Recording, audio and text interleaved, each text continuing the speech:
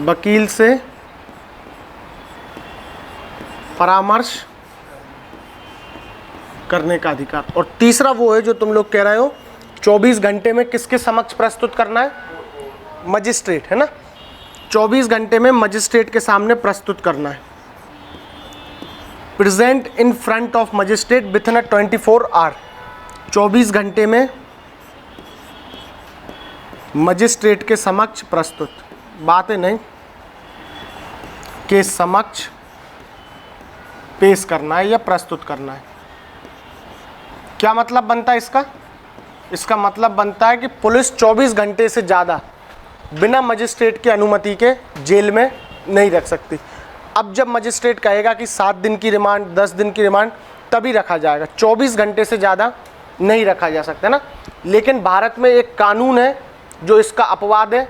उस कानून का नाम लिखना है राष्ट्रीय सुरक्षा अधिनियम, रासू का, नेशनल सिक्योरिटी एक्ट, राष्ट्रीय सुरक्षा कानून 1967, है ना। इस कानून में ये कहा गया है कि आप किसी व्यक्ति को 24 घंटे से ज़्यादा रख सकते हो, है ना। लगभग 3 महीने तक की अवधि बताई है जिसमें बिना पेश करे भी आप कहाँ रख सकते हो, जेल में। लेकिन उस पे व्यक्ति पे कौन से कानून के उल्लंघन का अपराध होना चाहिए, राष्ट्रीय सुरक्षा ना। उसने ऐसा कुछ काम किया हो जो नेशनल सिक्योरिटी के अगेंस्ट हो, यानी ये कानून उस पर लागू होता हो।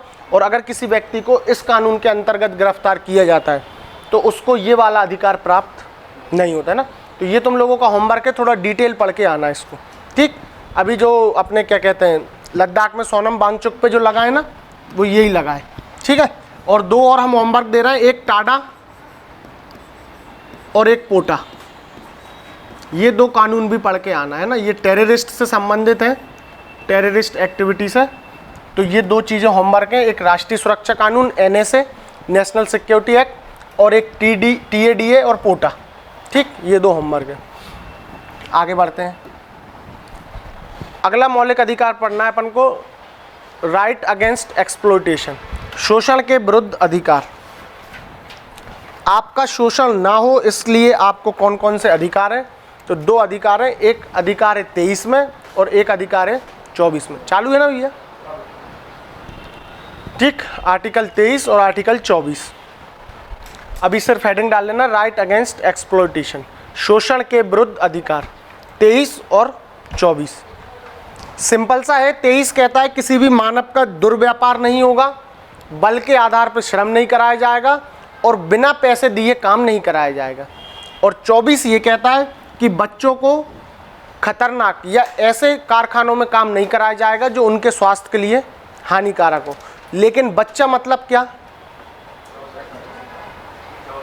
14 साल से छोटे, है ना। तो ये दोनों ही अपन को लिखना है, ठीक। पहला लिखो आर्टिकल 23, अभी सिर्फ हेडिंग लिखना है, मानव दुर्व्यापार, बलात् श्रम और बेगारी का निषेध या प्रतिषेध, prohibition of the human trafficking and forced labour. Human trafficking और फोर्स्ड लेबर का क्या है, प्रोहिबिशन है।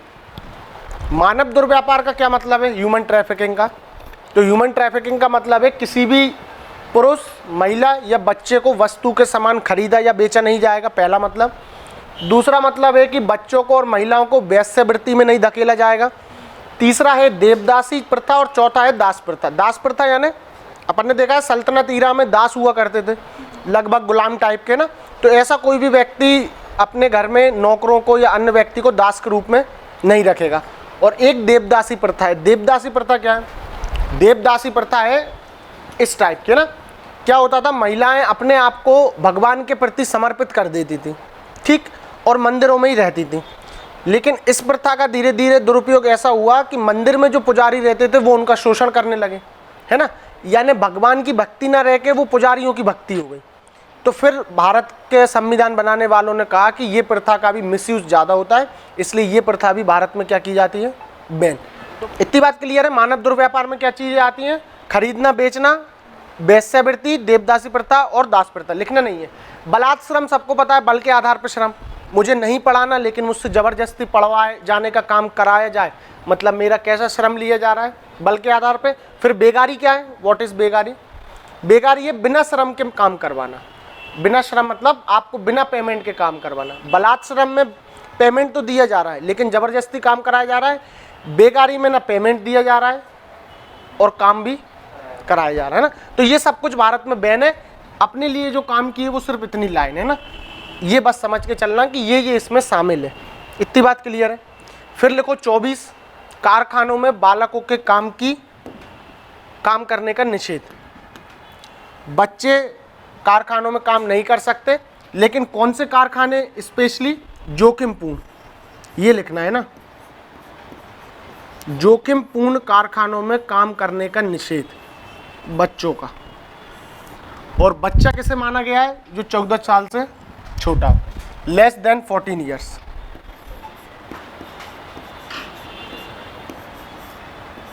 बच्चे का मतलब है 14 साल की आयु हो जिसकी। ऐसे बालकों को जोखिमपूर्ण कारखानों में काम करने पर रोक लगाई गई है।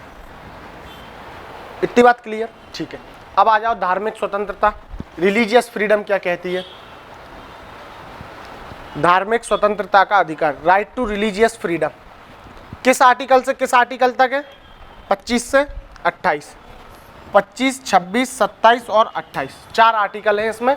हेडिंग डालना राइट टू रिलीजियस फ्रीडम, धार्मिक स्वतंत्रता का अधिकार।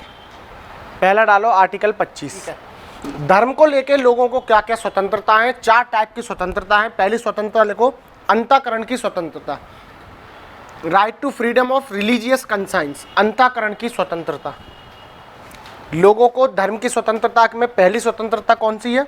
अंतःकरण की स्वतंत्रता। रिलीजियस कंसाइंस क्या मतलब है इसका? अंतःकरण की स्वतंत्रता का किस टाइप की स्वतंत्रता को अंतःकरण की स्वतंत्रता कहा जाए या माना जाए? मेरे मन के भीतर का बिलीफ है, मेरे मन की आस्था है, मुझे ईश्वर को मानना है तो मान सकते हो, ईश्वर को नहीं मानना तो नहीं मान सकते हो। किसी को लगता है कि ईश्वर जैसा कुछ नहीं है, किसी को लगता है कि एक मूर्ति में ईश्वर है, किसी को लगता है कि ईश्वर ने जो विचार दिए वही ईश्वर का ज्ञान महत्वपूर्ण है, ईश्वर महत्वपूर्ण नहीं है। किसी को लगता है ईश्वर लिंग के रूप में है, किसी को लगता है ईश्वर पशुपतिनाथ के रूप में है, किसी को लगता है देवी काली जी के रूप में है, किसी को लगता है देवी दुर्गा जी के रूप में। जिसको जिस रूप भगवान का मानना है वो उस रूप का अंतःकरण कर सकता है। आपको कोई ज्ञान देने नहीं आएगा कि सिर्फ काली जी का ही रूप देवी जी का रूप है, सिर्फ लिंग रूप में ही शिव जी हैं। आपको ईश्वर के साथ जैसे संबंध स्थापित करना है वैसे स्थापित कर सकते हो ना। तो अंतःकरण की स्वतंत्रता का मतलब क्या है?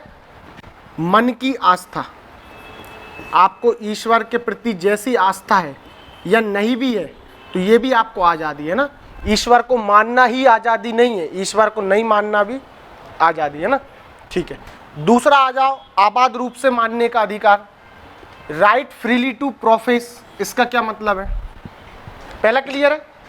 मन की आस्था, तुम्हारी भगवान के प्रति क्या आस्था है उसका तुम अंतःकरण कर सकते हो। आबाद रूप से मानने का तरीका ये है, आप जो भी धर्म चाहो वो धर्म अपना सकते हो और उसकी खुलेआम घोषणा कर सकते हो, है ना। आपको ऐसा नहीं है कि आप कोई भी धर्म का चोरी चुप के पालन करो। आप खुले तौर पे बोल सकते हो कि मैं इस धर्म में बिलीव करता हूँ, इस धर्म को मानता हूँ, है ना। उसी को बोलते हैं आबाद रूप से मानना। आबाद यानी बाद का उल्टा है ना, बाद यानी बाधा, रोकना। तो आपको कोई भी नहीं रोकेगा किसी भी धर्म को मानने से। आबाद रूप से मानने का अधिकार है ना। ठीक है। तीसरा लिखना, आचरण करने का अधिकार, राइट फ्रीली टू प्रैक्टिस। इसका क्या मतलब है? आप अपने धर्म के अनुसार रीति रिवाज परंपराओं का पालन कर सकते हो। आपको लगता है नंदी जी के कान में कहने से मनोकामनाएं पूरी होती हैं तो कहो, है ना। मुझे लगता है एक छन्नी में से चांद देखने पे आयु बढ़ती है तो देखो। राज्य इन सब प्रैक्टिस में हस्तक्षेप नहीं करे, इसी को कहते हैं आचरण करने का अधिकार। आपका धर्म जैसा आचरण करने की आपको कहता है वैसा आप आचरण कर सकते हो। और अंतिम तो क्लियर ही, प्रसार करने का अधिकार। हर व्यक्ति अपने धर्म का प्रचार प्रसार कर सकता है। 4 अधिकार हैं जो धर्म के अधिकार है ना, धर्म की स्वतंत्रता में शामिल है। अंतःकरण, ईश्वर का जो रूप मानना है मानो। आबाद रूप से मानना, जिस धर्म को मानना है उस धर्म को मानो। आचरण करना, उस धर्म के रीति रिवाज परंपराओं को भी मान सकते हो। और प्रसार करने का अधिकार यानी right to propagate the religion, आप अपने धर्म का प्रचार प्रसार कर सकते हो। ठीक। इसमें एक बात लिख लेना, आर्टिकल 25 में किसी भी धर्म को अपनाने का अधिकार तो है, लेकिन धर्म के परिवर्तन का अधिकार नहीं है। कोई व्यक्ति फोर्सफुली आपका धर्म परिवर्तन नहीं करा सकता। ये मामला लिख लो, सुप्रीम कोर्ट ने किस में कहा है, स्टेनिस्लैव बनाम मध्य प्रदेश राज्य 1977 में ये कहा है, स्टेनिस्लैव मामला। कब? 1977 में। क्या कहा है? Right to forcefully convert the religion मौलिक अधिकार नहीं है, ठीक। धर्म परिवर्तन कराने का अधिकार नहीं है। ये जो स्टेनिस्लैव है ये एक ईसाई पादरी है। इस समय मध्य प्रदेश सरकार ने एक कानून बनाया था कि कोई भी व्यक्ति किसी का धर्म परिवर्तन नहीं करा सकता, अगर कराता है तो ये एक दंडनीय अपराध है ना। तो ये पादरी जी कहाँ चले गए? Supreme court. इन्होंने कहा कि ये जो कानून है ये मेरे धर्म की व्यक्तिगत स्वतंत्रता का हनन करता है, क्योंकि धर्म का प्रसार करना मेरा मौलिक अधिकार है। लेकिन प्रसार का मतलब ये नहीं है कि आप ज़्यादा से ज़्यादा लोगों को फोर्सफुली अपने धर्म में शामिल करते जाओ, है ना। तो फिर इनके बात को नकार दिया गया और सुप्रीम कोर्ट ने कहा कि वो कानून वैलिड है, क्योंकि धर्म का प्रसार करने का अधिकार का मतलब ये नहीं है कि आप धर्म परिवर्तन कराओ लोगों का, है ना। आप वो मन से कर रहे हैं वो अलग बात है, आप उनको परिवर्तन करने के लिए फोर्सफुली मोटिवेट या लालच दे के परिवर्तन नहीं करा सकते ना। तो ये मैटर याद रखना मामला, ठीक। फिर आ जाते हैं 26 में, धर्म की सामूहिक स्वतंत्रता। 25 वाली व्यक्तियों की स्वतंत्रता है, 26 वाली पूरे समूह की स्वतंत्रता है ना, कि किसी भी एक धर्म का समूह क्या क्या स्वतंत्रताएं रखता है, ठीक। तो हेडिंग डालना collective freedom of the religion, वो तुम्हारी स्वतंत्रता थी। हिंदू धर्म में ही कुछ लोग शिव जी को लिंग मान सकते हैं, कुछ लोग उनको पशुपतिनाथ के रूप में भी मान सकते हैं, है ना, कुछ लोग उनको महाकाल के रूप में भी, जिस रूप में मानना है मान सकते हो। लेकिन ये पूरा समूह का मैटर है ना, पूरे एक धर्म का मैटर है। जैसे रावण को जलाया जाता है क्योंकि हिंदू धर्म में जलाने की प्रथा है। कल को 2-4 लोग इकट्ठे हों और कहें कि नहीं रावण को दफनाएंगे, तो क्या ये मान्य होगा? नहीं होगा, क्योंकि वो प्रथा समूह की प्रथा है, व्यक्तिगत प्रथा नहीं है। तो पूरे समूह को अपनी गतिविधियों को मैनेज करने का अधिकार होता है कि पूरी जो धार्मिक गतिविधि है वो कैसी चलेगी, ये तुम और 2-4 लोग डिसाइड नहीं करेंगे। कौन डिसाइड करेगा? पूरा समूह डिसाइड करेगा ना। तो पहला अधिकार लिखना धार्मिक गतिविधियों का प्रबंधन। धार्मिक गतिविधियों का प्रबंधन कैसा होगा ये तुम तय नहीं करोगे, पूरा समुदाय तय करेगा। धार्मिक गतिविधियों का प्रबंधन, ठीक। फिर तो और अधिकार तो सिंपल से, कोई भी धार्मिक समुदाय कोई भी संपत्ति खरीद सकता है, बेच सकता है, उसका एडमिनिस्ट्रेशन कर सकता है और उस संपत्ति पे कोई भी संस्था का निर्माण कर सकता है ना। तो सिंपल सा लिख लो, संपत्ति खरीदने, बेचने, प्रबंधित करने और उस पर कोई भी संस्था बनाने का अधिकार भी समूह को है, व्यक्तियों को नहीं, है ना। Right to acquire and own the property for religion, administer that property and establish institution on that property only for which purpose? तो रिलीजियस पर्पस, सिर्फ धार्मिक उद्देश्य के लिए बना सकते हैं ना, ठीक है। इतनी बात क्लियर है। फिर आ जाओ 27 और 28, पहले सुन लो, सिंपल सा है। 27 ये कहता है कोई भी ऐसा टैक्स नहीं लगाया जाएगा जिस टैक्स को किसी धर्म पे खर्चा किया जाता हो। क्यों? क्योंकि भारत देश कैसा देश है? धर्मनिरपेक्ष देश है। किसी भी धर्म को बढ़ावा नहीं देगा, किसी भी धर्म के साथ भेदभाव नहीं करेगा। भारत सरकार का कोई धर्म नहीं है और भारत सरकार सभी धर्मों को समान दर्जे से या समान दृष्टि से देखेगा। तो इसलिए भारत सरकार कोई भी ऐसा टैक्स नहीं लगाएगी जिसको किस पे खर्च किया जाता हो? धर्म में खर्च किया जाता हो। तो सिंपल सा लिख लेना, क्या लिखोगे? धर्म के अभिव्यक्ति हेतु करों के भुगतान की स्वतंत्रता। ये नहीं लिखना है, लिखना ये है कोई भी इस प्रकार का टैक्स नहीं लगाया जाएगा, कोई भी ऐसा टैक्स या कर नहीं लगाया जाएगा जो किसी धर्म पर खर्चा किया जाता हो या धर्म की वृद्धि में खर्चा किया जाता हो, जिसे किसी धर्म की वृद्धि हेतु खर्च किया जाता हो। will not impose any tax whose income spent for the growth of the religious sect या religion, है ना। कोई भी ऐसा कर या टैक्स इम्पोज नहीं किया जाएगा which was spent for the growth of religion, जो किसी धर्म की वृद्धि में खर्च किया जाए या धर्म के लिए खर्च किया जाए। सिंपल सी बात है ना। 28 क्या कहता है? 28 ये कहता है हम कैसे देश हैं? धर्मनिरपेक्ष देश हैं। यानी राज्य सरकारें किसी भी एक धर्म को बढ़ावा नहीं देंगी, सभी धर्म उसके लिए कैसे हैं, समान है। तो पहली बात तो ये है कि राज्य अगर कोई संस्था चला रही है तो उसमें कोई भी धार्मिक शिक्षा तो नहीं दी जाएगी ना, यानी सरकारी स्कूलों में कोई भी रिलीजियस एजुकेशन नहीं दी जाएगी, पहली बात। लेकिन अगर कोई धार्मिक संस्था ही है, मान लो सिखों की कोई संस्था है, सिख धर्म के लोगों ने ही बनाई है, तो उसमें तो धार्मिक शिक्षा दी जा सकती है, लेकिन उस शिक्षा को अटेंड करने के लिए बच्चों को बाध्य नहीं किया जाएगा। वो उसमें उपस्थित होने के लिए पूरे तरीके से क्या है, स्वतंत्र हैं। चाहे तो उपस्थित हो भी सकते हैं और चाहे तो एब्सेंट भी हो सकते हैं। तो 28 की दो बातें हैं, है ना। हेडिंग क्या लिखना है, धार्मिक शिक्षा में उपस्थित होने की स्वतंत्रता, freedom to attend religious education. सरकारी स्कूलों में तो शिक्षा दी ही नहीं जाएगी, सरकारी स्कूल में धार्मिक एजुकेशन तो दी ही नहीं जाएगी। लेकिन अगर किसी धार्मिक संस्था में दी जा रही है, धार्मिक संस्था में एजुकेशन तो दी जाएगी, लेकिन उसको अटेंड करने के लिए बाध्य नहीं किया जाएगा। Will not forced to attend the religious education. ठीक, सरकार क्यों नहीं देगी, ये क्लियर है, क्योंकि हम कैसे देश हैं, सेकुलर कंट्री है जिसमें सरकार का कोई भी धर्म नहीं है ना। ठीक है, आगे बढ़े। अब नेक्स्ट देखना है 25, 26, 27, 28। 25 में जो स्वतंत्रता है वो व्यक्ति की स्वतंत्रता है या पूरे समुदाय की स्वतंत्रता है, व्यक्ति की। और 26 में जो स्वतंत्रता है वो समुदाय की, है ना। और 27 क्या कहता है, कोई भी धार्मिक टैक्स नहीं लगेगा, सरल भाषा में। और 28 ये कहता है कि धार्मिक शिक्षा जबरदस्ती नहीं दी जाएगी, सरकारी में तो दी ही नहीं जाएगी, जहां दी जाएगी वहां पर भी अटेंड करना कंपलसरी नहीं है। फिर अब हेडिंग डालो, कल्चरल एंड एजुकेशनल राइट, सांस्कृतिक और शैक्षणिक अधिकार। ठीक, तो दो आर्टिकल हैं इसमें, 29 और 30। पहले समझ लो फिर दोनों एक साथ लिख लेना है। 29 ये कहता है कि प्रत्येक नागरिक अपनी सांस्कृतिक विरासत को या संस्कृति का प्रोटेक्शन कर सकता है, उसको संरक्षित रखने के लिए जो उपाय वो करना चाहे वो कर सकता है ना। इसके लिए वो अपनी बोली, अपनी भाषा, अपनी लिपि और अपने कल्चर का प्रोटेक्शन कर सकता है। 30 ये कहता है कि अगर कोई अल्पसंख्यक या माइनॉरिटीज कैटेगरी के लोग हैं तो वो अपने मनपसंद एजुकेशनल इंस्टीट्यूशन की स्थापना कर सकते हैं। जैसे मदरसा क्या है, एक इस्लामिक एजुकेशनल इंस्टीट्यूशन है, और भारत में मुस्लिम समुदाय जो है वो अल्पसंख्यक है या बहुसंख्यक है, अल्पसंख्यक है ना। तो अल्पसंख्यक कैटेगरी के लोग चाहें तो अपना मनपसंद एजुकेशनल इंस्टीट्यूशन बना सकते हैं। तो क्या इसका मतलब अपन ये समझें कि हिंदू नहीं बना सकते क्योंकि हिंदू बहुसंख्यक है? क्योंकि इसमें तो लिखा हुआ है ना कि अल्पसंख्यक अपने मनपसंद शिक्षक संस्थानों की स्थापना व उनका प्रबंधन कर सकते हैं। तो क्या बहुसंख्यक नहीं कर सकते? कल को कोई हिंदू चाहे तो वो अपना धार्मिक संस्थान या शिक्षक संस्थान नहीं बना सकता क्या?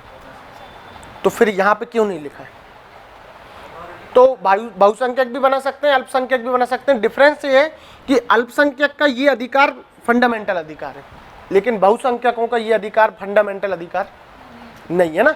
अगर उनको इस अधिकार में बाधा जाती है, कल को मुस्लिम समुदाय कोई मदरसा इस्टेब्लिश करता है और कुछ कारण से नहीं हो पाता, तो वो इसकी शिकायत डायरेक्ट कहाँ कर सकते हैं? Supreme court. अगर कोई बहुसंख्यक संस्थान बनाता है और उनको कोई बाधा जाती है तो वो डायरेक्ट शिकायत फिर कहाँ करेंगे? डिस्ट्रिक्ट कोर्ट, क्योंकि उनका मौलिक अधिकार का हनन नहीं हुआ। मौलिक अधिकार सिर्फ किसका है? ये माइनॉरिटीज़ का। बहुसंख्यकों का ये मौलिक अधिकार नहीं है। बना दोनों ही सकते हैं। तो सिंपल सा लिख लो 29, नागरिकों को संस्कृति के संरक्षण का अधिकार, ऐसा लिख लेना, है ना। संस्कृति के संरक्षण का अधिकार, नागरिकों को right to protect the culture, संस्कृति के संरक्षण का अधिकार, right to protect the culture. और क्या क्या प्रोटेक्ट कर सकते हैं? बोली यानी डायलेक्ट, लैंग्वेज यानी भाषा, स्क्रिप्ट यानी लिपि, कल्चर यानी संस्कृति। ठीक। 30 क्या कहता है? अल्पसंख्यक वर्ग के लोग शिक्षक संस्थानों की स्थापना कर सकते हैं। भारत में वर्तमान में कितने माइनॉरिटीज़ हैं? 6। जैन भी हो गए ना। कौन कौन से? मुस्लिम, सिख, ईसाई, ठीक है, और पारसी और बौद्ध और जैन। ये 6 धर्म जो हैं भारत में किस कैटेगरी में आते हैं? अल्पसंख्यक कैटेगरी में। ठीक। मुस्लिम, सिख, ईसाई, पारसी, बुद्धिस्ट और जैन, ये लोग चाहें तो अपनी चॉइस का educational institution establish and administer कर सकते हैं। और भारत में अल्पसंख्यक वर्ग को किस आधार पे अल्पसंख्यक बनाया जा सकता है? तो या तो भाषा के आधार पे या धर्म के आधार पे ना। तो भारत में दो ही अल्पसंख्यक कैटेगरीज है, एक भाषाई आधार पे और दूसरा धार्मिक आधार पे। इसके अलावा और कोई भी आधार नहीं बनता है किसी वर्ग के लोगों को अल्पसंख्यक कहने का ना। या तो आप धर्म के आधार पे कह सकते हो, जैसे मध्य प्रदेश में अपन ने देखा 97% जनसंख्या हिंदू है, तो इसके अलावा जो भी धर्म है वो सारे कैसे हो गए? अल्पसंख्यक, क्योंकि उनकी संख्या कम है। जम्मू कश्मीर में अपन ने देखा कि ज़्यादातर पॉपुलेशन किसकी है? मुस्लिम धर्म की, तो वहाँ हिंदू कैसे हो गए? अल्पसंख्यक। यानी एक तो आधार धर्म बनता है, इसके आधार पे आप अल्पसंख्यक घोषित कर सकते हो, और दूसरा आधार बनता है भाषा। एग्जाम्पल ले सकते हैं अपन, जैसे मध्य प्रदेश में अधिकतर किस भाषा के लोग हैं? हिंदी मान सकते हैं, बुंदेल तो उसकी बोली हो गई ना। किस भाषा के? हिंदी भाषा के। तो मध्य प्रदेश में मराठी भाषी लोग क्या हो जाएंगे? अल्पसंख्यक, है ना। तो ये सिंपल सा है, सिर्फ भाषा और धर्म के आधार पे अल्पसंख्यकता तय होती है। एक बात बताओ, 29 सभी का राइट है या सिर्फ अल्पसंख्यकों का राइट है? सभी का, क्योंकि नागरिक शब्द है। और 30 किसका अधिकार है? सिर्फ अल्पसंख्यकों का, है ना। अब अंतिम पढ़ना है अपन को जो सबसे इंपॉर्टेंट है, संवैधानिक उपचार का अधिकार, राइट टू कॉन्स्टिट्यूशनल रेमेडीज। अब मान लो कोई अल्पसंख्यक वर्ग का व्यक्ति एक संस्था बनाना चाहता है, लेकिन उस संस्था को बनाने से सरकार ने बैन कर दिया, तो अब उसका फंडामेंटल राइट क्या हो गया? वॉयलेट। तो अब वो डायरेक्ट कहाँ चला जाएगा? Supreme court. तो फंडामेंटल राइट के उल्लंघन होने पे सुप्रीम कोर्ट जाने का अधिकारी क्या कहलाता है? संवैधानिक उपचार, है ना। जब फंडामेंटल राइट बाधित होते हैं तो उनके उपचार के लिए कहाँ जाते हैं अपन? Supreme court. यही उपचार कहलाता है संवैधानिक उपचार। तो सुप्रीम कोर्ट जाना भी अपने आप में एक फंडामेंटल राइट है, ठीक। तो लिखो आर्टिकल 32 संवैधानिक उपचार का अधिकार, और इसका मतलब क्या है? फंडामेंटल राइट के उल्लंघन होने पर, in case of the violation of fundamental right, a person can directly approach to the Supreme Court. एक व्यक्ति डायरेक्ट कहाँ जा सकता है? सुप्रीम कोर्ट जा सकता है ना। In case of the violation of fundamental right, a person can directly approach to the Supreme Court. इतनी बात क्लियर है। अब सुप्रीम कोर्ट क्या करेगा? आदेश देगा। अगर सरकार ने बैन किया है कि यहाँ पे ये इंस्टीट्यूशन नहीं बनेगा, तो उस सरकार को आदेश देगा कि इनका बनेगा और तुम चुपचाप अपना काम करो। ये आदेश ही कहलाता है रिट। तो सुप्रीम कोर्ट फंडामेंटल राइट को लागू करने के लिए जो आदेश देता है, ऑर्डर पास करता है, इसी ऑर्डर को कहते हैं अपन क्या? रिट। तो अब अपन को जो पढ़ना है वो ये रिट पढ़ना है 5 प्रकार की। पहले सुन लो, रिट क्या है? आदेश है। किसने दिया है? क्यों दिया है? फंडामेंटल राइट को लागू करने के लिए, है ना, to enforce the fundamental right. तो रिट कुछ नहीं है, सिर्फ एक आदेश है जो किसने दिया है? सुप्रीम कोर्ट ने। और क्यों दिया है? जिस व्यक्ति के फंडामेंटल राइट बाधित हुए हैं वो वापस से क्या हो जाए? लागू हो जाए। तो अपन को अब एक एक करके ये 5 रिट पढ़ना है, लेकिन उसके पहले ये लिख लो, संवैधानिक उपचार का अधिकार जो है उसको संविधान की आत्मा कहा है बाबा साहब अम्बेडकर ने। संविधान की आत्मा, ये जरूर लिखना किसने कहा है। तो ये कहा है बाबा साहब अम्बेडकर ने, डॉक्टर BR। संविधान की आत्मा के संबंध में 2 तथ्य हैं पूरी पॉलिटी में। संविधान की आत्मा किसे कहा है? संवैधानिक उपचार या आर्टिकल 32 को, या नेहरू जी ने प्रस्तावना को कहा है। तो संविधान की आत्मा और किसे कहा है? प्रस्तावना को कहा है, यानी प्रियम्बल को कहा है। प्रियम्बल को किसने आत्मा कहा है? नेहरू जी ने। तो इसलिए अपन को ये भी याद रखना है कि आत्मा तो 2 चीजें हैं, संविधान की प्रस्तावना भी आत्मा है और अनुच्छेद 32 भी आत्मा है। लेकिन 32 किसके अकॉर्डिंग है? अंबेडकर जी के अकॉर्डिंग, और प्रस्तावना नेहरू जी के अकॉर्डिंग। सिंपल सा है, 32 बाबा साहब अम्बेडकर ने बनाया था तो उन्होंने इसको आत्मा मान लिया, प्रस्तावना नेहरू जी ने बनाई थी तो उन्होंने उसको आत्मा मान लिया। अब अपन को एक एक करके ये 5 रिट पढ़ना है, और ये रिट ना होके क्या है? आदेश। जो किसने दिया है? किस बात के लिए दिया है? फंडामेंटल राइट को लागू करने के लिए, है ना। सिंपल सी बात है। तो अपन ये 5 रिट पढ़ेंगे। पहली रिट का नाम डालो हैबियस कॉर्पस, बंदी प्रत्यक्षीकरण। हैबियस कॉर्पस लैटिन शब्द है, इसका अर्थ है टू हैव अ बॉडी, शरीर को प्रस्तुत करो। अब पुलिस वाले आए और बिना कारण से मुझे पकड़ के जेल में डाल दें, तो मेरे सारे मौलिक अधिकार बंद हो गए। मेरे घूमने का अधिकार था, नहीं जा पा रहा, मेरे बोलने का अधिकार था, नहीं बोल पा रहा, सुबह उठ के मुझे मेरे धर्म के अकॉर्डिंग क्या कहते हैं, सूर्य को जो जल चढ़ाते हैं उसे क्या कहते हैं, क्या कहते हैं, सन, सूर्य नमस्कार, जो भी है, सन को जल चढ़ाता था मैं, तो क्या अब मैं जेल, वो जो भी कहते हैं, क्या अब मैं वो कर पा रहा हूँ? नहीं, मतलब मेरे सारे फंडामेंटल राइट का वॉयलेशन हो गया अगर मुझे अवैध तरीके से कहाँ रखा गया है, जेल में। तो अब मैं या मेरा वकील या मेरे चाहने वाले कहाँ चले जाएंगे, डायरेक्ट सुप्रीम कोर्ट। जेल में क्यों जाएंगे, सुप्रीम कोर्ट जाएंगे और ये कहेंगे ना कि मेरे इन व्यक्ति के सारे फंडामेंटल राइट का हनन हो गया है, और सुप्रीम कोर्ट से कहेंगे कि उनके लिए क्या जारी की जाए, हैबियस कॉर्पस, कि भाई पहले उनका शरीर प्रस्तुत किया जाए कि वो सही है, ठीक है, कैसे है ना। तो ये एक क्या है, रिट है, जिसका अर्थ क्या है, सशरीर प्रस्तुत करें। और कब जारी की जाती है, तो लिखना इशूड व्हेन, कब जारी की जाती है, जब किसी व्यक्ति को अवैध रूप से नजरबंद किया जाता है। When a person is illegally detain, अवैध रूप से, जब किसी व्यक्ति को अवैध रूप से नजरबंद किया जाता है ना, उसने ना कोई क्राइम किया है ना कुछ किया है, और उन्हें सरकारी एजेंसीज गिरफ्तार कर ले, ठीक। तो अभी हैबियस कॉर्पस सोनम वांगचुक की वाइफ ने उनके हस्बैंड के लिए लगाई है ना, एकदम से उठा के ले गए, ना कुछ हुआ।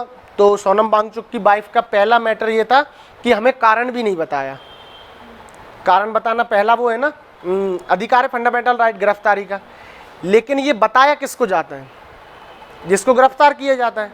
तो सरकार ने कहा है कि कारण हमने सोनम वांगचुक को बता दिया है।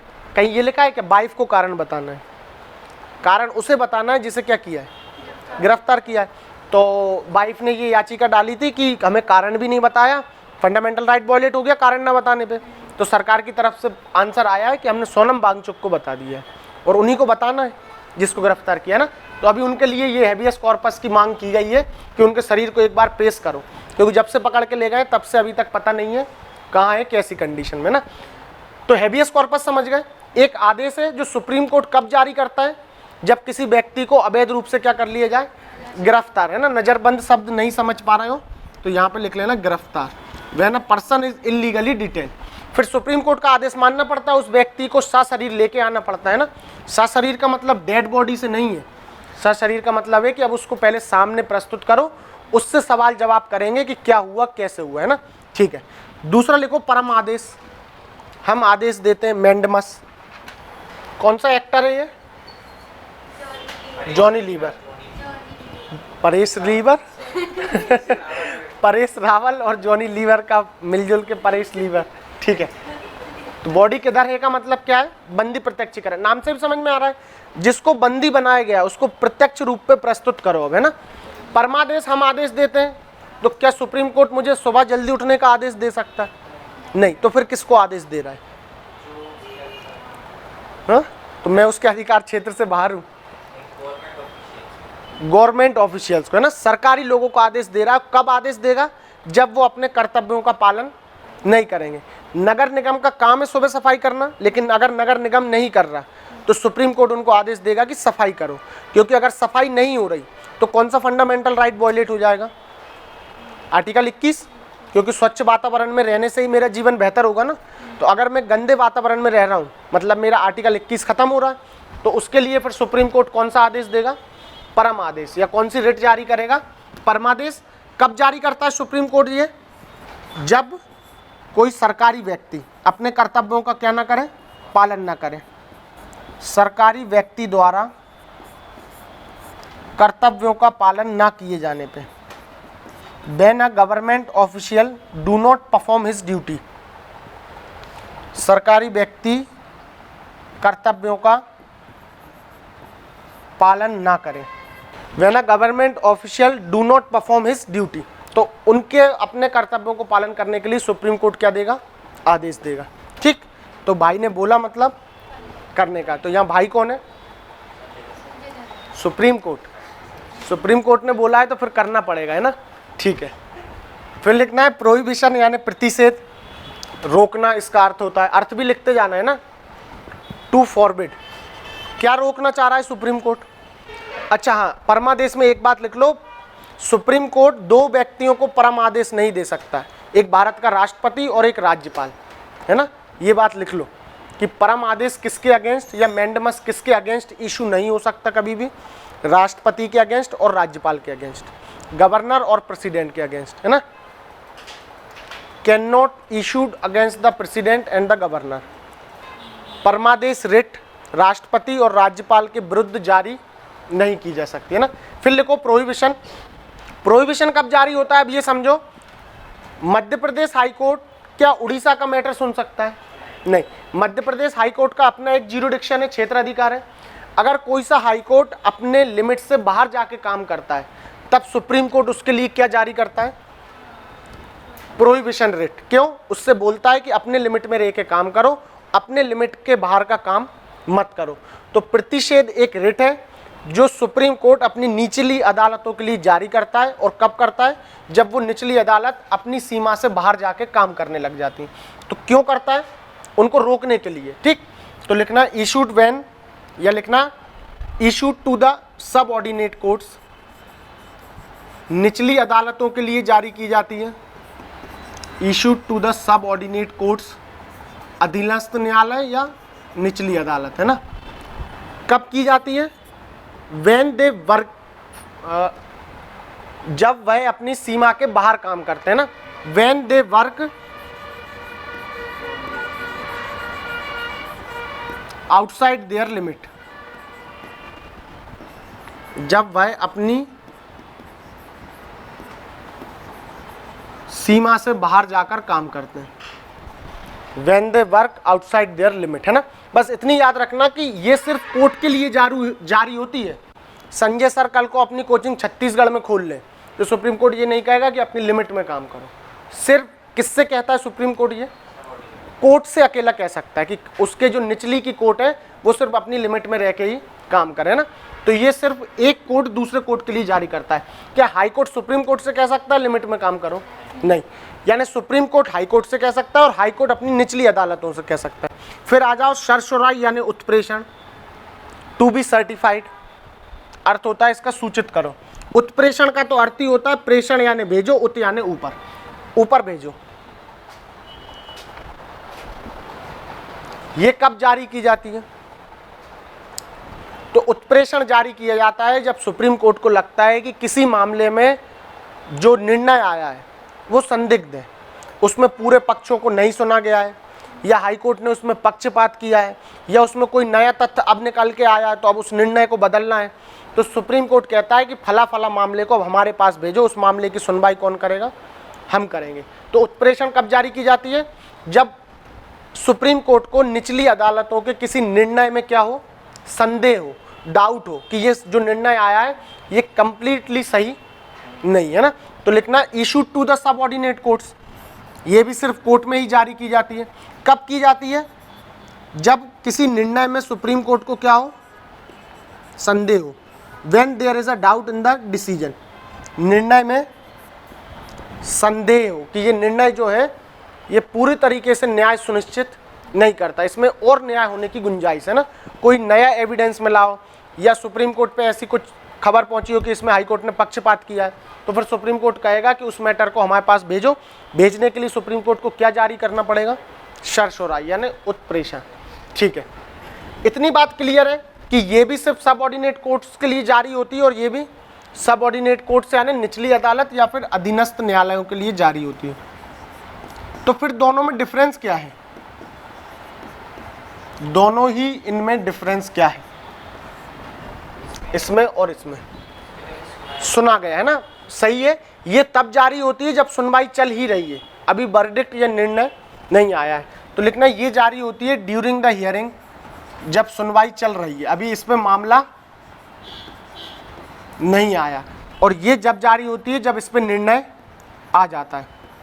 निर्णय आ जाने के बाद कोई भी निर्णय सही है या नहीं है ये तो निर्णय आने के बाद ही पता चलेगा ना। ठीक, तो जब निर्णय आ जाता है फिर सुप्रीम कोर्ट क्या कहती है? कैंसिल, कैंसिल और कैंसिल। और प्रतिषेध में सुप्रीम कोर्ट अपनी निचली अदालतों से क्या कहती है? हैव पेशेंस, है ना, लिमिट के बाहर जाके काम नहीं करना। पहली बंदी प्रत्यक्षीकरण, बंदी को प्रत्यक्ष रूप से प्रस्तुत करो। परमादेश यानी परम आदेश, किसका परम आदेश है? सुप्रीम कोर्ट का। कब देंगे? जब कोई व्यक्ति अपना काम नहीं करेगा। तो कौन सा व्यक्ति? सरकारी व्यक्ति। लेकिन सुप्रीम कोर्ट किसी भी कंडीशन में राष्ट्रपति और राज्यपाल से नहीं कह सकती अपना काम करो। फिर प्रतिषेध यानी कब रोकेगा सुप्रीम कोर्ट निचली अदालतों को? जब वो अपनी लिमिट से बाहर जाके काम करेंगे। और उत्प्रेषण यानी टू बी सर्टिफाइड, कब कहेगा कि फला फला मामले को हमारे पास भेज दो? जब किसी डिसीजन में उसको क्या होगा? संदेह यानी डाउट होगा, when there is a doubt in the decision. फिर अंतिम रिट देखना है अपन को, अधिकार परीक्षा। आपका क्या अधिकार है? What is your authority? क्यों बारंडो। ठीक, सिंपल सा है। सुप्रीम कोर्ट किसी भी सार्वजनिक पद पे बैठे व्यक्ति से ये पूछ सकता है इस पद पे बैठने का आपका क्या अधिकार है, या आप इस पद पे बैठने की योग्यता रखते हो या नहीं रखते ना। अगर कोई अवैध रूप से किसी पद को धारण करता है जो उस पद को धारण करने के योग्य नहीं है, तो सुप्रीम कोर्ट उसके लिए क्या जारी करता है? क्यों बारंडो। फिर उसे प्रूफ करना होता है कि वो इस पद पे बैठने के योग्य या कैपेबल है या क्वालिफाइड है या नहीं। और अगर कर देता है तो बैठता है, नहीं कर पाता तो फिर पद छोड़ना पड़ता है ना। तो ये भी सुप्रीम कोर्ट जारी करता है। कब करता है? जब कोई व्यक्ति सार्वजनिक पद को, है ना, पब्लिक ऑफिस, सार्वजनिक पद को अवैध रूप से धारण करता है। When a person illegally hold the public office, जब कोई व्यक्ति किसी सार्वजनिक पद को अवैध रूप से धारण करता है, तब सुप्रीम कोर्ट ये वाली रिट जारी करके ये पूछ सकता है इस पद पे बैठने के आपका क्या अधिकार है। उसी को कहते हैं अपन क्यों बारंटो। तो कितनी हो गई है टोटल? 5। इन पांचों को याद रखने की ट्रिक है बापू, है ना, ये हिंदी के शब्द हैं इसमें। लेकिन बी से बंदी प्रत्यक्षीकरण, ए से अधिकार परीक्षा, पी से प्रतिषेध, पी से परमादेश और यू से उत्प्रेषण। ठीक, तो ऐसे भी याद रख सकते हो, नहीं तो इतने सारे नहीं है कि कोई ट्रिक लगाना पड़े। तो ये अपने क्या हो गए? पांचों रिट हो गए जो किस लिए जारी किए जाते हैं? मौलिक अधिकारों को वापस से लागू करने के लिए ना। अब अंतिम 3 आर्टिकल बचे, 33, 34 और 35। तो जल्दी लिख लेते हैं अपन। 33 लिखना है, संसद चाहे तो आर्म्ड फोर्स के मौलिक अधिकारों पर प्रतिबंध लगा सकती है। आर्म्ड फोर्स यानी कौन सी? सशस्त्र बल यानी क्या? पहला मिलिट्री फोर्स, पुलिस फोर्स और इंटेलिजेंस एजेंसीज, है ना। इनके मौलिक अधिकारों पर प्रतिबंध कौन लगा सकता है? पार्लियामेंट या संसद। संसद चाहे तो सशस्त्र बलों के मौलिक अधिकारों पर प्रतिबंध लगा सकती है। नागरिकों के मौलिक अधिकार पर प्रतिबंध आसानी से नहीं लगता है, लेकिन संसद ड्यूटी के दौरान इनके जो लोग होते हैं उनके मौलिक अधिकारों पर प्रतिबंध लगा सकती है। ठीक, सिंपल सा है, उसमें कुछ ज़्यादा वो नहीं है। 34 लिखना, जब कभी भी भविष्य में अगर भारत में मार्शल लॉ लगेगा तो भारत में मौलिक अधिकारों पर क्या लगाया जाएगा? प्रतिबंध। मार्शल लॉ का मतलब होता है सरकारें विफल हो गई हैं और भारत का सारा शासन किसके हाथ में आ गया है? सेना के हाथ में। ठीक, जैसा अभी अपन ने देखा बांग्लादेश और नेपाल में, तो फिर जब वहाँ पे सरकारें विफल हो गई तो सारा प्रशासन किसके हाथ में आ गया? सेना। तो उस दौरान भारत में मौलिक अधिकारों पर प्रतिबंध लगाया जा सकता है। एक सिंपल सी बात याद रख लेना, ये जो बार बार प्रतिबंध आ रहा है, ये लगाने का अधिकार कौन रखता है? संसद, पार्लियामेंट, है ना। तो ये जो प्रतिबंध है, प्रोहिबिशन है, ये कौन लगा सा है? सिर्फ संसद यानी पार्लियामेंट। यहाँ पे सिर्फ समझाने का मतलब ये था कि राज्य सरकारें नहीं लगा सकती, है ना। मौलिक अधिकार इसलिए अपने आप में महत्वपूर्ण है क्योंकि इन पे सारा काम करने का अधिकार डायरेक्ट केंद्र सरकार को है, राज्य सरकार को इन पे कोई भी अधिकार नहीं है ना। फिर अंतिम लिखना है 35, अगर मौलिक अधिकार से संबंधित कोई कानून बनाना है तो वो कानून बनाने की शक्ति कौन रखता है? संसद यानी parliament. Parliament have the power to make the laws related to the fundamental right. संसद ही फंडामेंटल राइट पे प्रतिबंध लगा सकती है, संसद ही मौलिक अधिकार से संबंधित कोई कानून बना सकती है ना। इतनी बात क्लियर है। तो ये हो गया अपना 12 से 35 तक पूरा। ठीक, अब ये बताओ मौलिक अधिकारों की क्या विशेषता है? What is the feature of the fundamental right? सारे नहीं लिखना है, जो हम बताएं वही लिखना है। क्या मौलिक अधिकार अनलिमिटेड है? समय समय पे उन पर प्रतिबंध लग सकता है। तो पहला तो ये लिखो, दे आर नॉट एब्सोल्यूट, समय राज्य उन पर प्रतिबंध लगा सकता है। यहाँ राज्य का मतलब राज्य सरकार नहीं है, यहाँ राज्य का मतलब क्या है, स्टेट है ना, और जैसे ज्योग्राफी में देश कहते हैं अपन। दे आर नॉट अनलिमिटेड, यह असीमित नहीं है, अनलिमिटेड नहीं है, इन पर प्रतिबंध लगाया जा सकता है। क्या ये स्थायी है, परमानेंट है? भविष्य में कोई सा मौलिक अधिकार खत्म नहीं हो सकता क्या? हो सकता है। मूल अधिकार में अपन ने पढ़ा था 7 मौलिक अधिकार थे। Right to property was a fundamental right, लेकिन 44वां संविधान संशोधन 1978 से उसे क्या कर दिया, खत्म कर दिया। यानी दे आर नॉट परमानेंट, उन्हें संसद उनमें कटौती कर सकती है ना। बस ये अभी ये मत लिखना, ये सब बस इतना सा लिख लो विशेषता में, they are not permanent, parliament can reduce them. तुम्हारे मौलिक अधिकार हमेशा तुम्हारे पास बने रहे, इस बात की गारंटी कौन देता है? सुप्रीम कोर्ट दे रहा है ना। जैसे कि कोई भी मशीन खरीद के लाए और उसकी गारंटी के लिए कहाँ जाते हो? जो देता है। तो तुम लोगों को किसने गारंटी दी है इस बात की? सुप्रीम कोर्ट ने। अगर कभी भी फंडामेंटल राइट वायलेट होते हैं तो अपनी गारंटी पूरी करने कहाँ चले जाओगे? सुप्रीम कोर्ट के पास। तो ये बात लिख लेना, सुप्रीम कोर्ट द्वारा guaranteed by the Supreme court. इसी के नीचे लिखना है दे आर जस्टिसिएबल। इसका मतलब है कि अगर ये लागू नहीं होते हैं तो इनको लागू कराने के लिए, न्याय के लिए कहाँ जा सकते हो? सुप्रीम कोर्ट जा सकते हो ना। तो इनका जो नेचर है वो कैसा है? जस्टिसिएबल। इसके बाद का जो अपन टॉपिक पढ़ेंगे डीपीएसपी, वो भी एक प्रकार का थोड़ा सा अधिकारी है, लेकिन उनको लागू करने के लिए अपन सुप्रीम कोर्ट नहीं जा सकते, तो वो हो जाएंगे नॉन जस्टिसिएबल। ये क्या है? जस्टिसिएबल। जस्टिसिएबल का मतलब है कि इनको लागू करने के लिए किसका दरवाजा खटखटाया जा सकता है? सुप्रीम कोर्ट का। इतनी बात क्लियर है? 1 लिख लिया, 2 लिख लिए, 3, 4। अंतिम में ये वाला और लिखो, ये सबसे इंपॉर्टेंट है। क्या सारे अधिकार सिर्फ सिटीजन को है कि कुछ अधिकार विदेशियों को भी है? विदेशियों को भी है ना। जैसे आर्टिकल 21 जीने का अधिकार, तो क्या भारत में से भारत के लोग ही अच्छे से जी सकते हैं? विदेशी आते हैं तो क्या हम उनके प्राण छीन सकते हैं? नहीं। यानी विदेशियों को भी जीवन जीने का अधिकार भारत में है। तो ये लिखना है कि भारतीयों को सिर्फ कौन कौन से अधिकार हैं। तो अनुच्छेद 15, अनुच्छेद 16, अनुच्छेद 19, आर्टिकल 29 और आर्टिकल 30, ये 5 जो अधिकार हैं ये सिर्फ नागरिकों को हैं, और इन 5 को छोड़ के सारे अधिकार दोनों को हैं, नागरिकों को भी हैं और विदेशियों को भी हैं, प्लस फॉरेनर। 15, 16, 19, 20 और 21, सॉरी 20, 19, 29 और 30 है ना। ये सिर्फ सिटीजन को है, बाकी इसके अलावा सारे दोनों को है ना। ठीक है, ये हो गई अपनी इंपॉर्टेंट विशेषताएं पूरी। अंतिम लिख लेना, during the emergency fundamental right can be suspend, लेकिन 20 और 21 कभी भी सस्पेंड नहीं होता है। आपातकाल के दौरान मौलिक अधिकार निलंबित हो सकते हैं।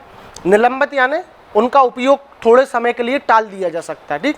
लेकिन 20 और 21 कभी भी सस्पेंड नहीं होते हैं ना, दे आर अमर। इतनी बात क्लियर है। तो ये अपना होता है पूरा मौलिक अधिकार वाला चैप्टर खत्म। पुलिस भर्ती को लेकर हो कोई भी शक, शंका या समस्या तो हमें कीजिए व्हाट्सएप 6262838320 पर।